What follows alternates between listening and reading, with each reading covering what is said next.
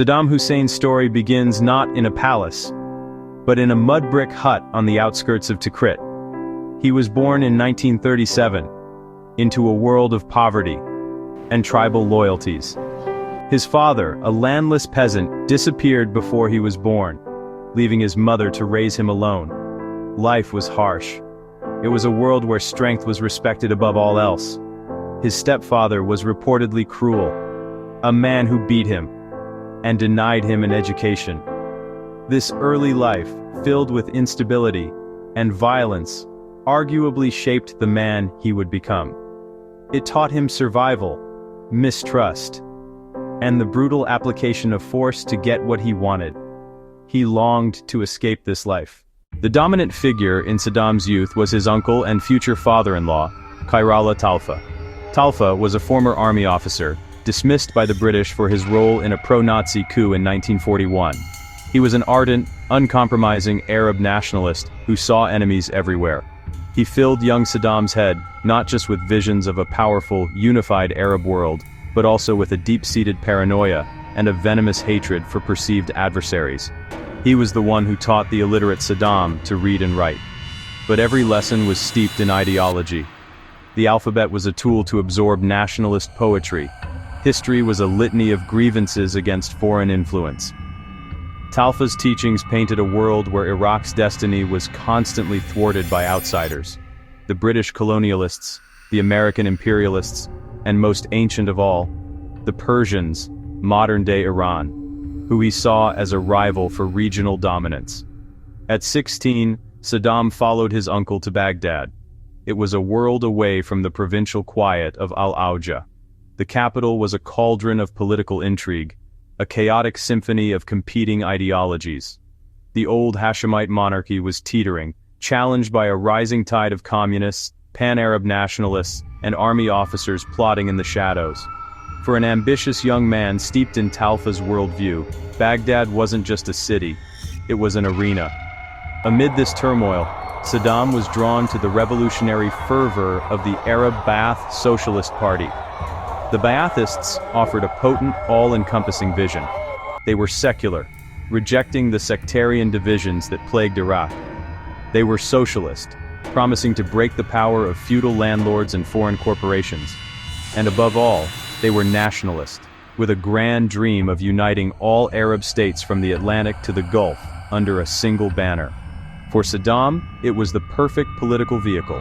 Its ideology was a direct echo of his uncle's lessons, now given structure and a path to power. He joined in 1957, but Saddam was no theorist, no intellectual debating the finer points of doctrine in smoke-filled cafes. He was recruited for his toughness, his willingness to embrace violence. He became a party thug, an enforcer. His job was street-level politics, leading gangs of Ba'athist youths in brawls against their communist rivals, intimidating opponents, and carrying out acts of violence that the party leadership could publicly disavow. He quickly gained a reputation as a man who got things done, a loyal and ruthless instrument for the party's will. He was a man of action, not of words, and his actions spoke volumes. This reputation propelled him toward his first great test. By 1959, the Ba'ath Party had turned against Iraq's new leader, General Abdel Karim Qasim, who had overthrown the monarchy, but refused to join the Pan-Arab Union championed by the Ba'athists. The order came down. Qasim must be eliminated. Saddam, now 22, was chosen for the hit squad. On a busy Baghdad street, they ambushed the Prime Minister's car, unleashing a hail of gunfire. The attack was a chaotic failure. Qasim was wounded but survived. In the ensuing firefight, Saddam was shot in the leg. While his comrades were captured and executed, Saddam made a daring escape. Disguised as a Bedouin, he fled across the desert to Syria, and then to Egypt. The failed assassin had become a political exile, but also a hero in the eyes of the Ba'ath Party, a man who had risked death for the cause. In 1963, the Ba'ath seized power, briefly. Their rule was weak and chaotic. Saddam was imprisoned. Prison became his school of power, organizing, networking, waiting. In 1968, a bloodless Ba'ath coup returned them to power. Saddam had become a strategist and key organizer. Al-Bakr was president, but Saddam held the levers of power. He built a vast intelligence and secret police apparatus, spying on society and the party. His strategy was twofold: modernization with oil wealth, schools, hospitals, roads, literacy, won popular support. Behind the facade, purges removed any rival, sowing paranoia and fear. By the late 70s, al-Bakr was leader in name only. Saddam was the undisputed master of Iraq. The formal transfer of power came in July 1979. Al-Bakr resigned, Saddam became president. His first act was chilling political theater. He read names of senior Baathists as conspirators. Comrades turned pale. They were removed from the hall, pleading in vain. The rest were given weapons and ordered to execute their colleagues. Fear bound them to Saddam. The message, suspicion, meant death. Televised terror shocked the nation. His rule would be personal and violent. He built a pervasive cult of personality. Everywhere his image, depicted as father, warrior, statesman, heir to ancient kings. Propaganda erased alternatives. Saddam fused self and state. Beneath it, the secret police worked tirelessly. A careless joke could mean prison, torture, or execution. In September 1980, less than 2 years into his presidency, Saddam made a fateful decision. Iran's Shia revolution threatened his Sunni-led secular state. He feared contagion and saw opportunity. He expected a swift victory, resources seized, dominance secured. Instead, an 8-year quagmire. The war devolved into trench stalemate. Millions mobilized. Human wave attacks met brutal defenses. Iraq used chemical weapons extensively, mustard gas and nerve agents like sarin. In Halabja, he gassed his own people. Thousands died in a single day. By 1988, borders were unchanged. Iraq was shattered and indebted to Gulf neighbors. He claimed victory. The nation bore the cost. A traumatized, impoverished Iraq emerged. Saddam needed cash and a new gamble. Post-Iran war, Saddam faced ruin and debt. He accused Kuwait of economic warfare, overproducing oil. Prices fell, revenues sank. He revived claims on Kuwait. He amassed battle-hardened forces. On August 2nd, Iraq invaded. Kuwaiti defenses crumpled, rulers fled. He declared Kuwait part of Iraq. The UN condemned and sanctioned Iraq. A global coalition formed. January 17, 1991, the air war began. Coalition jets and missiles dismantled command, air defenses, and supply lines. Saddam fired Scuds to split the coalition. It failed. After weeks, the ground war raced forward. In 100 hours, Kuwait was liberated. Saddam remained in power. Following the Gulf War, unprecedented UN sanctions sought to dismantle Iraq's WMD programs: chemical, biological, and nuclear. International inspectors were tasked with overseeing this disarmament, setting the stage for a tense standoff. But what followed was a decade of obstruction, concealment, and deception from Saddam's regime. For the Iraqi people, the 90s became a lost decade. The once proud middle class was decimated as sanctions and government mismanagement caused the economy, healthcare, and education systems to collapse. The Oil for Food program, intended to ease civilian suffering, was systematically corrupted. Saddam's regime siphoned off billions through kickbacks and illegal smuggling, while ordinary people struggled. In stark contrast, Saddam built dozens of lavish palaces. He strengthened his control through the state-run food rationing system, making the population entirely dependent on his regime for survival.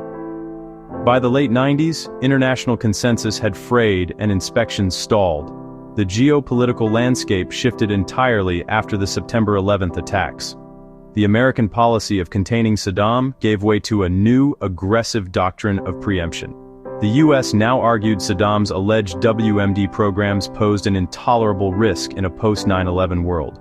Though UN inspectors returned and found no active programs, the momentum for war in Washington had become unstoppable.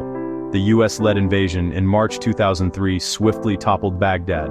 The televised fall of Saddam's statue in Firdos Square became an iconic symbol of his regime's collapse. Saddam himself vanished, sparking a massive manhunt. After his sons and heirs apparent were killed, U.S. forces found Saddam in December 2003, hiding in a small underground hole near his hometown of Tikrit. A stunned world watched the footage of his capture. Handed over to an Iraqi court, he was convicted of crimes against humanity and executed in December 2006, bringing a final, violent end to his tyrannical reign. The fall of Saddam Hussein's regime was met with initial euphoria. But this hope was tragically short-lived. The toppling of the dictator did not bring stability. Instead, it shattered the fragile order he had maintained through sheer terror, unleashing forces that had been suppressed for decades. With his iron grip gone, the coalition's policy of de-Ba'athification dismantled the state, and the Iraqi army was abruptly disbanded. This created a catastrophic power vacuum, leaving hundreds of thousands of trained soldiers unemployed and resentful. Into this void, new power surged. Empowered Shia militias rose to claim control. Simultaneously, a disenfranchised Sunni population fueled a growing insurgency, which included many former military officers. This chaotic environment was a perfect breeding ground for extremists like Al-Qaeda in Iraq, the precursor to ISIS, who deliberately pushed the nation into a devastating civil war. The internal legacy is one of profound fracture. For the Kurds and the Shia majority, who had suffered immensely, his downfall was liberation. But for many Sunnis, it represented a terrifying loss of power and security, leaving them alienated in the new Iraq. The state institutions that replaced Saddam's were not built on unity, but were hollowed out by corruption and cronyism. Beyond Iraq's borders, the shockwaves were just as profound. Saddam's regime, for all its aggression, had functioned as a key Sunni Arab counterweight to the influence of Shia Iran. His removal obliterated that balance of power overnight, allowing Tehran to extend its influence deep into Iraq. This regional power vacuum had another monstrous consequence. The remnants of Al-Qaeda in Iraq morphed into ISIS, exploiting the chaos to seize vast territories, ironically establishing their heartland in many of Saddam's former Sunni strongholds. Today, though ISIS has been territorially defeated, the instability it exploited persists. Iraq's governance struggles continue, and the regional rivalry between Iran and Saudi Arabia, greatly intensified by the post-Saddam power shift, continues to define the region. The legacy of Saddam Hussein is a bloody paradox. A brutal dictator, whose removal unleashed a torrent of chaos that reshaped the modern Middle East.